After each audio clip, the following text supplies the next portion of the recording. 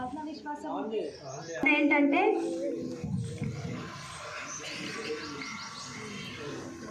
ఏదైనా చేసే ముందు నేను ఎందుకు చేయాలి, ఎవరైనా వచ్చి హెల్ప్ చేస్తారు కదా అని చెప్పేసి వాళ్ళు అలాగే ఉండిపోతారన్నమాట.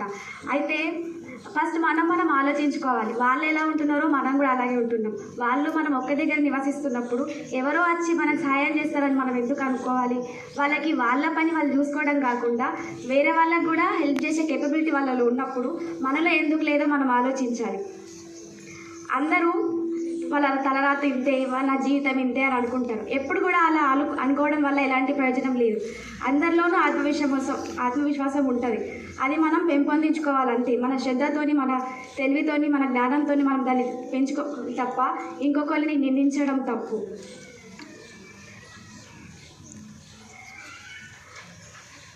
అందరూ కొంతమంది చెప్తారు వాళ్ళు చాలా గొప్ప వాళ్ళు అని చెప్తుంటారు కదా, కానీ వాళ్ళు గొప్ప వాళ్ళు ఎందుకు అయ్యారు?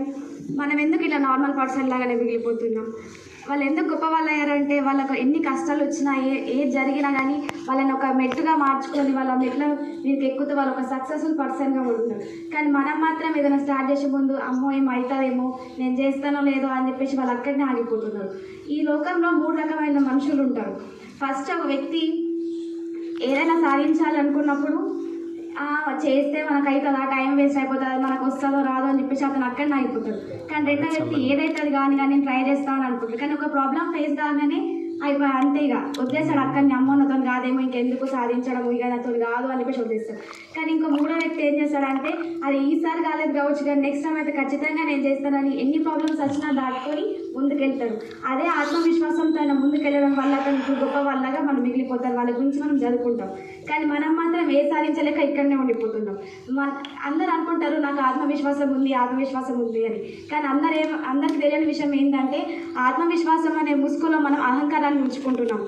ఆత్మవిశ్వాసం ఉన్న వ్యక్తి ఎప్పుడు కూడా ఆ పనిని నేను చేయగలుగుతానని నమ్ముతాడు. కానీ అదే అహంకారం ఉన్న వ్యక్తి మాత్రం ఆ పని మాత్రం నేను ఒక్కనే చేయగలుగుతాను, ఎవరిని చేయలేరు అని అనుకునేవాడు అహంకారం ఉన్న వ్యక్తి.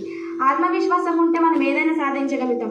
మనం ఒక్కరిని సాధించడం కాదు, వేరే వాళ్ళు కూడా సాధించేలా చేస్తాం, వాళ్ళని కూడా ఎంకరేజ్ చేస్తాం. కానీ అహంకారం ఉన్న వ్యక్తి మాత్రం వాళ్ళని ఎప్పుడు కూడా పైకి వెళ్ళలేకుండా అది నీతో కాదు అని చెప్పేసి అక్కడికే స్టాప్ చేయాలని చూస్తాడు. ఆత్మవిశ్వాసం ఉన్న వ్యక్తి మన విజయాన్ని కాదు ఇతరుల విజయాన్ని కూడా పొగుడతాడు, తీసుకోగలుగుతాడు. కానీ అదే అహంకారం ఉన్న వ్యక్తి ఈర్ష్యపడతాడు.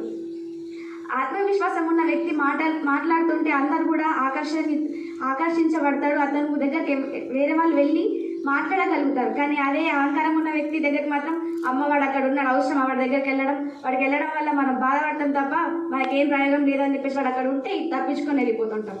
మనం ఏదైనా సాధించాలన్నప్పుడు ఫస్ట్ దాన్ని మనం ప్రేమించాలి. అది ప్రేమించడం వల్ల అదొక మాయలాగా మనకు పనిచేస్తుంది, ఒక మంచి టానిక్. ప్రేమించడం వల్ల మనకు దాన్ని అసాధ్యం అనుకున్నది కూడా సాధ్యం అవుతుంది. ఏదైనా సాధించాలన్నప్పుడు ఆత్మవిశ్వాసంతో పాటు ఏకాగ్రత కూడా ఉండాలి.